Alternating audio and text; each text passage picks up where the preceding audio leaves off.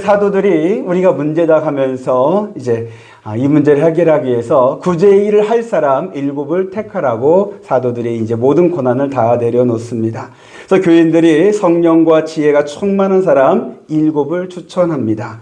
그리고 이제 사도들은 그들에게 기도하고 안수하면서 7 집사를 세우게 됩니다. 그 7명의 집사 가운데 제일 먼저 이름이 기록된 사람이 스데반입니다. 자, 오늘 말씀부터 7장까지는 스데반 집사에 관한 말씀입니다. 여러분, 스데반 집사는 헬라파 그리스도인입니다. 헬라파라는 말은 이제 이스라엘 땅에 살지 않는 이제 외국 땅에 살고 있는 그리스도인은 말도 되지만, 그러나 예수님이 살아생전에 예수님을 만났을 가능성이 없는 그리스도인이기도 합니다. 예수님은 갈릴리에서 사역하셨기 때문에 이들이 예수님을 만날 수 있는 기회가 없었을 수도 있습니다. 이들이 예수를 믿게 된 것은 예수님이 죽으시고 부활하신 후에 베드로의 설교를 통하여서 이제 예수를 믿게 될 가능성이 많습니다. 다시 말해서 예수 믿은 지 얼마 안 됐다라고 말합니다. 그런데 이 스데반 집사는 우리 초대교회에서 교회 역사에서 최초의 사람입니다. 뭐가 최초냐면은 교회에서 최초로 집사가 된 사람이고, 그리고 또 하나는 최초로 순교당한 사람이기도 합니다. 스데반 집사가 순교당하는 장면은 이제 다음 장인 사도행전 7장에 기록되어져 있습니다. 어떻게 순교당했는지를 하나님께서 자세하게 기록해 주고 계십니다. 우리는 스데반 집사를 통해서 하나님이 우리에게 들려주시는 메시지를 들어야 합니다. 오늘은 그 은혜의 시간입니다. 하나님께서 저에게, 여러분에게 들려주시는 하나님의 은혜의 말씀을 귀담아 듣는 이 귀한 시간 되기를 소망합니다. 자, 8절 말씀을 다 같이 보겠습니다. 8절이요. 시작. 스데반이 은혜와 권능이 충만하여 큰 기사와 표적을 민간에 행하니. 자, 스데반 집사가 구제하라고 뽑아줬는데 구제 일을 안 한 것 아닙니다. 열심히 했을 겁니다. 그런데 스데반 집사에게 하나님께서 또 다른 은혜를 주셨어요. 또 다른 능력을 주셨어요. 그게 뭐냐면 이제 기사와 표적을 행하는 능력을 주신 거예요. 여기서 큰 기사와 표적이라 할 때, 표적은 지난번에 말씀드렸다시피 예수님이 그리스도라는 것을 나타날 수 있는 표시라고 말씀을 드렸어요. 그 대표적인 것이 뭐냐면은 병 고치는 능력이고 귀신을 제압하는 능력이고, 그리고 이제 오늘날 한국교회, 우리 양문교회에서 일어날 수 있는 표적이 있는데 그것은 예수 이름으로 사랑하는 것이라고 말씀을 드렸습니다. 여러분, 사랑만 잘하여도 표적이 됩니다. 우리 양문교회가 사랑을 잘하여서 예수님이 그리스도 이름을 나타나고 증거하는 그런 교회 되기를 소망합니다. 자, 그러면 스데반 집사가 큰 기사와 표적을 행했다는데 여기서의 기사와 표적은 뭐냐면 이제 병 고치는 능력입니다. 병 고치는 것을 통하여서 예수님이 하나님의 아들이시며 우리의 구세주심을 사람들에게 널리 알리게 되었습니다. 근데 여러분, 이 기사와 표적은요, 이전에는 누가 행했었냐면은 하나님의 아들이신 예수님께서 행하셨습니다. 예수님은 예수님에게 오는 모든 각색 병자들을 다 고치셨다라는 성경 말씀이 있습니다. 그리고 이제 예수님이 승천하신 후에 성령을 받은 제자들이 이제 예수 이름으로 많은 병자들을 고쳤습니다. 많은 표적들이 사도들을 통하여서 나타났습니다. 그런데 예수님 아니고 예수 믿은 지 얼마 되지 않은 이 스데반 집사에게 하나님께서 능력을 주셔서 이 표적을 할 수 있게 하신 겁니다. 예수 믿은 지 얼마 안 되었고 이제 막 집사가 된 이 스데반 집사를 하나님이 사용하신 줄로 믿습니다. 여러분, 이것을 보면은 성령 하나님은 사람의 생각이나 사람의 기준이나 사람의 판단을 따르지 않습니다. 그것을 뛰어넘으시는 분이십니다. 여러분, 하나님의 일은 뭐 직분, 뭐 집사나 권사나 장로쯤 되어야 할 수 있다. 하나님은 그렇게 하지 않으십니다. 예수 믿은 지 적어도 10년 이상은 되어야 한다. 하나님은 그렇게 하지 않습니다. 나중된 자를 하나님은 먼저 세우기도 하십니다. 그래서 예수님께서 말씀하셨던 것처럼 먼저 된 자가 나중되고 나중된 자가 먼저 될 수도 있습니다. 예수 안에서 나중된 자가 먼저 된 사건들이 의외로 많이 있습니다. 이 스데반 집사도 사실은 그런 경우이고요. 성경에서 제일 나중됐다라고 했다가 하나님께서 크게 쓰임받던 또 하나의 사람이 있다면 그 사람은 바울이기도 합니다. 자, 제가 왜 이 이야기를 하느냐? 사실 우리 양문교회는 스데반 집사와 같은 교회예요. 양문교회는 시골의 작은 교회예요. 그러나 우리 양문교회는 성령과 복음이 충만한 교회인 줄로 믿습니다. 성령 하나님께서 양문교회를 통해 역사하실 줄로 믿습니다. 지금 우리에게는 병 고치는 기적은 일어나진 않습니다. 반면에 우리 양문교회에게는 사랑의 역사가 일어나는 줄로 믿습니다. 여러분, 우리 교회 매주일마다 사랑이 넘쳐납니다. 서로들 먹이려고 애쓰고 있습니다. 또 음식을 나눠주려고 많이 애쓰고 있습니다. 이것이 자연스럽고 당연한 것처럼 보일 수 있겠지만, 그러나 어느 교회에서는 일할 사람이 없어서, 교인이 없는 건 아닙니다. 일할 사람들이 힘들어서 못하겠다라고, 나 안 하겠다라고 하는 사람이 너무 많다 보니까 도저히 할 수 없어서 주일날 식사 없이 이제 예배만 드리고 헤어지는 그러한 교회들도 많아지고 있습니다. 여러분, 이렇게 식사 하나만으로도요, 내가 하려고 하면 그거 힘든 일입니다. 사람이 하려고 하면 힘든 일입니다. 그러나 성령 하나님이 함께 하시면, 성령 하나님께서 은혜 주시면, 힘 주시고 능력 주시면 감당할 수 있고, 이를 통해서 사랑과 기쁨이 충만하게 될 줄로 믿습니다. 우리 양문교회가 그런 교회인 줄 믿으시기를 바랍니다. 그래서 양문교회가 사랑을 잘해서 예수님이 그리스도심을 나타나는 그런 교회가 되기를 소망합니다. 최근에 제가 읽은 책 중에 이런 책이 있어요. 교회가 작다고 사랑도 작지 않아 라는 책이 있어요. 한번 따라해 주시기 바랍니다. 교회가 작다고 사랑도 작지 않아. 책 제목이 마음에 들어요. 우리 양문교회 같은 모습이에요. 이 책은 대전에서 개척했던 후배 목사님이 개척했던 당시의 이야기를 기록한 책이에요. 근데 이 책에서는 목사님이 이제 성도들이나 어떤 사람들을 이렇게 사랑하고 섬기고 케어했던 그 이야기를 담고 있어요. 근데 제가 이 책의 제목처럼 이런 책을 쓴다면은 저의 이야기는 안 쓰고 우리 성도들이 어떻게 사랑했는가를 쓰고 싶다는 생각이 문득 들더라고요. 아멘 안 나옵니다. 여러분들이 예수님 이름으로 예수 마음으로 사랑했던 그 뜨거운 사랑의 이야기를 책에 담을 수 있다면 얼마나 복될까요? 그렇게 되기를 소망합니다. 축복합니다.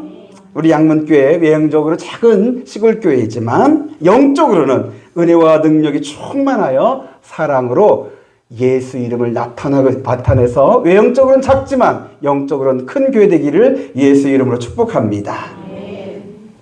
자, 그리고 이제 10절 말씀을 보겠습니다. 여러분 10절이요. 시작. 스데반이 지혜와 성령으로 말함을 그들이 능히 당하지 못하여. 여러분, 스데반이 기사와 표적을 행하여서 사람들에게 예수님을 증거했습니다. 그러자 헬라파 유대인들, 여러분들이 이제 9절에 보면은 이른바 자유민들, 구레네인, 알렉산드리아인, 길리기아와 아시아에서 온 사람들의 회당에서 어떤 자들이 일어나 스데반과 더불어 논쟁할세. 이런 사람들이 일어나서 스데반과 논쟁을 해요. 그런데 놀라운 것은 스데반이 말도 잘해요. 이 사람들이 많이 모여들어서 스데반과 논쟁하는데도 하나도 밀리지 않고 오히려 이 사람들이 스데반을 감당하지 못하는 거예요. 스데반이 이렇게 말 잘할 수 있었던 비결은 뭐였냐면은 성령의 지혜가 있었기 때문입니다. 한번 따라서 해주시기 바랍니다. 성령의 지혜.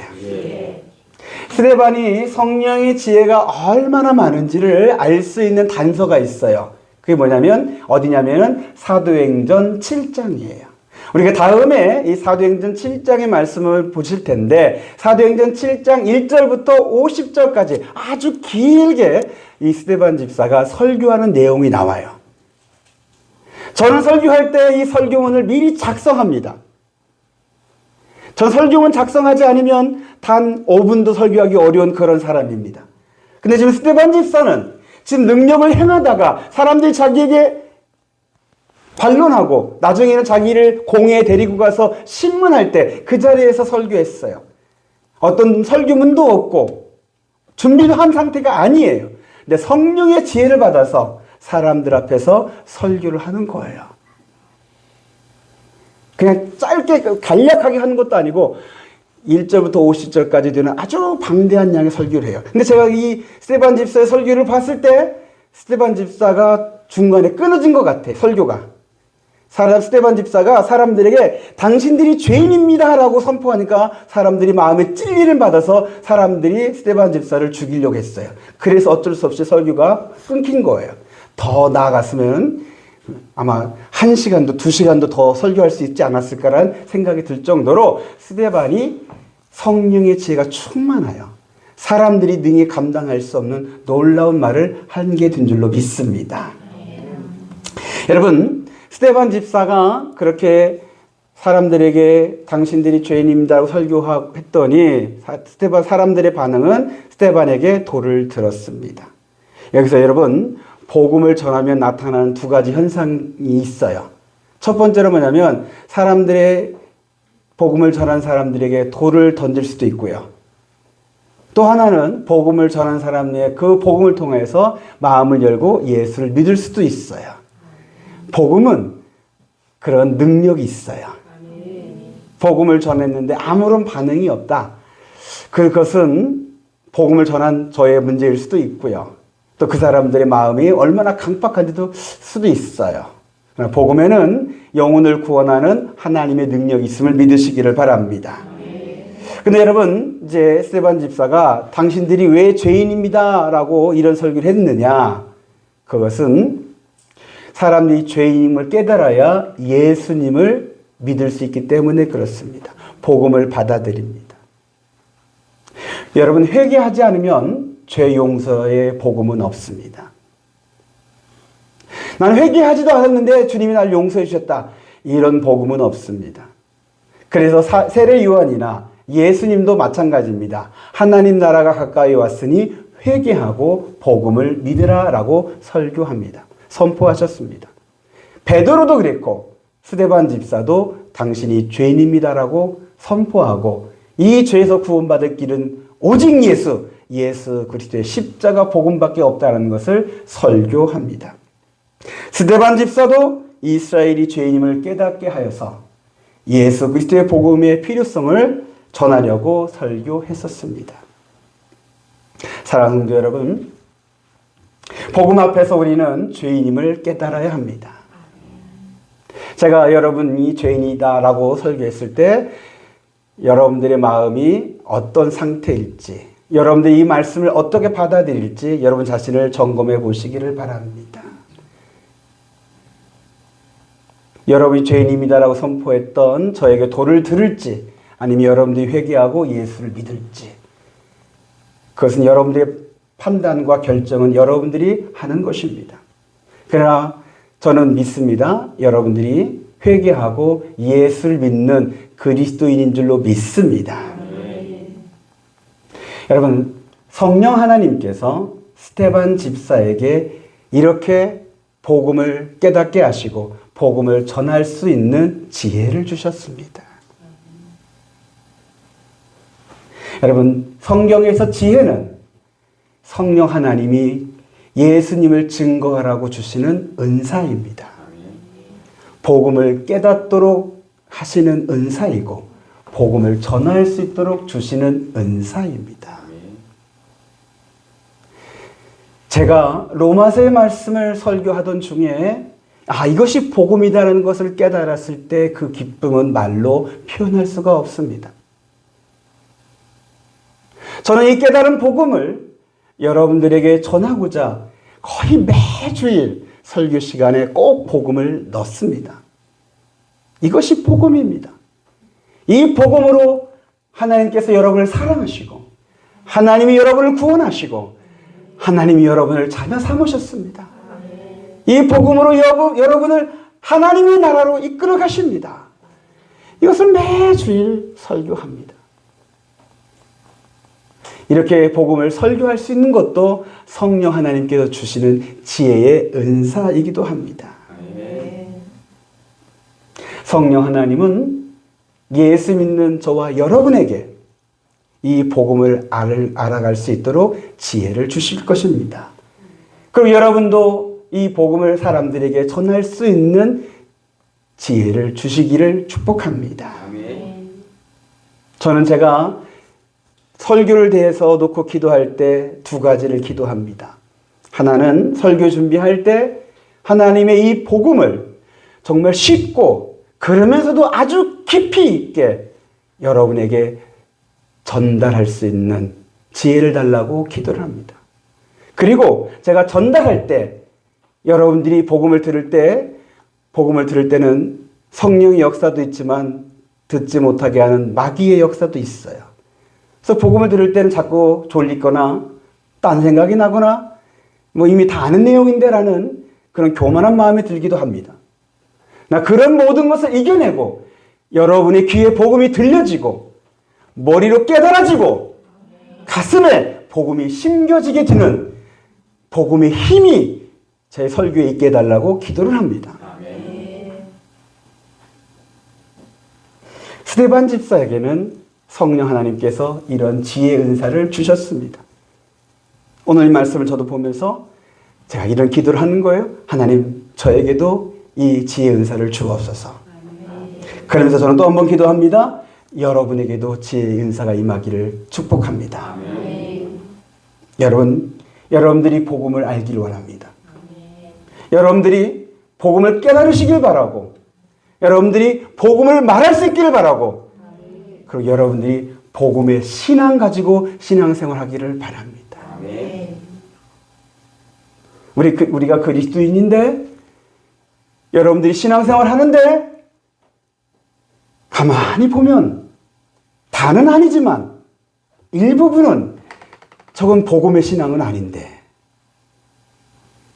우리나라 무속의 신앙 같고 저 미국의 긍정의 신앙 같고 짬뽕 신앙 같은데 순수한 복음의 신앙은 아닌 것 같은데 저걸 신앙으로 잘못 알고 신앙생활하는 부분이 있구나라는 것을 느낄 때가 있어요. 그럴 때마다 조금 안타까워요. 진짜 복음의 신앙이 좀 제가 전하지 못한 것이 제 미안함, 저의 잘못이기도 하고, 전 여러분들이 진짜 복음의 신앙 갖고 신앙생활 할 수 있게 되기를 바랍니다. 여러분, 진짜 복음의 신앙 갖고 신앙생활 할 때 복음에 담겨있는 생수의 그 시원함, 그 생명수의 그 시원함을 맛보게 될 줄로 믿습니다. 영생을 누리는, 하나님 나라의 소망을 누리는 그 기쁜 신앙을 여러분들이 누리면서 신앙생활 할 줄로 믿습니다. 그래서 여러분들에게 이 복음에 알고 복음의 신앙 갖고 신앙생활하는 그런 성령의 지혜가 여러분 모두에게 이루어지기를 예수의 이름으로 축복합니다. 그리고 이제 15절의 말씀을 보겠습니다. 15절이요. 시작. 공회 중에 앉은 사람들이 다 스데반을 주목하여 보니 그 얼굴이 천사의 얼굴과 같더라. 자, 여러분, 유대인들이 말로서는 스데반을 감당할 수가 없게 되니까 그들이 이제 스데반을 모함을 합니다. 거짓 증인들을 내세워서 스데반이 성전을 모함하고 율법을 어겼다라는 죄명을 씌워서 스데반을 이제 공회에 넘깁니다. 여기서 공회라는 것은 우리나라로 하면 국회와도 같은 기관입니다. 성경에는 사내들이라는 말도 나오기도 했는데요. 이 공회는 법을 세우기도 하고 법을 어기는 자를 신문하고 심지어는 글쎄 사형까지는 판결할 수 없지만 사형에 준하는 것까지 내릴 수 있는 권한이 있는 기관입니다. 예수님께서 죽으시기 전에 이제 신문당했던 곳이 이 사내들인 공회입니다. 이제 스데반이 이 공회에서 신문을 받게 됩니다. 그런데 마지막 15절에 스데반의 얼굴이, 공회에 있던 사람들이 다 스데반을 주목하여 보는데 스데반의 얼굴이 어땠다는 거예요? 천사와 같았다라는 겁니다. 천사의 얼굴과 같았다는 거예요. 여기서 오늘 설교의 결론을 말씀드립니다. 여러분, 오늘 설교의 제목은 그리스도인의 얼굴입니다. 그리스도인의 얼굴은 어떠해야 할까? 그리스도인의 얼굴은 천사와 같아야 돼요. 별로 여러분 얼굴 자신이 없으신가 봐요. 반응이 없으십니다. 한번 따라서 해주시기 바랍니다. 그리스도인의 얼굴은 천사와 같아야 한다. 여러분이 지금 얼굴 상태를 놓고서 생각하지 마시고 그냥 따라해 주시면 괜찮습니다. 우선 따라해 주십시오. 그리스도인의 얼굴은 천사와 같아야 한다. 왜 그런가 말씀을 드리겠습니다. 여러분, 사람의 얼굴은 크게 세 가지 얼굴이 있습니다. 사람에게는 세 가지 얼굴이 있어요. 첫째는 이제 육체의 얼굴입니다. 이것을 용모라고 합니다. 얼굴의 용모, 얼굴의 그 생김새를 말합니다.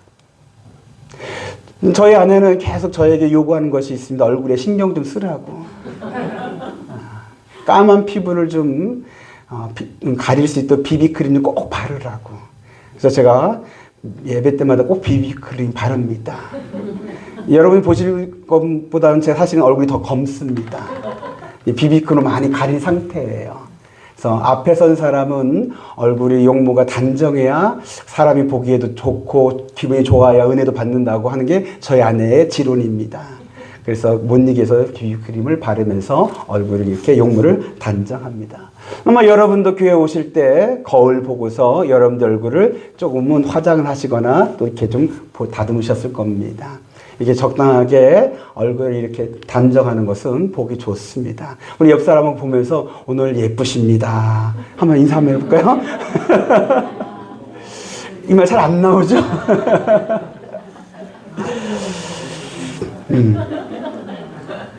자, 첫 번째로는 이 외모의 얼굴이 있고요. 그리고 두 번째 얼굴이 있다면은요, 마음이 드러나는 얼굴이에요. 이것을 표정이라 그럽니다. 마음 상태가 얼굴에 나타나는 겁니다. 그래서 사람의 표정에는 웃는 상이 있고 우는 상도 있습니다. 또 환한 표정의 그 얼굴이 있고요. 또 어두운 얼굴도 있습니다. 또 밝은 얼굴도 있어요. 저희 아내는 사실은 얼굴이 밝은 형이에요. 그래서 자기가 항상 밝다라고 자기는 밝은 사람이라고 자랑을 하기도 해요. 근데 저는 제가 최근에 아는 사실인데 저의 얼굴 그 표정은 어떤 상이냐면 울상이래요. 제가 이 얘기를 들었을 때 너무 충격받았어요. 한 번도 그 누구도 저에게 울상이라고 말한 적이 없었는데 선배 목사님이 당신은 울상이야? 라고 하는데 그게 충격받았어요. 그래서 집에 와서 저희 딸에게 물었습니다. 야, 정말 내가 울상이냐? 그랬더니 맞아 그러더라고요. 또 한 번 충격을 받았습니다. 그래서 울상이 얼굴을 웃는 상으로 바꿔보려고 거울에서 많이 웃는 연습을 해봅니다. 여러분, 우리 그리스도의 얼굴이 그래도 이왕이면 웃는 표정이었으면 더 좋겠는데 담임 목사가 울상이니 이거 참 걱정입니다.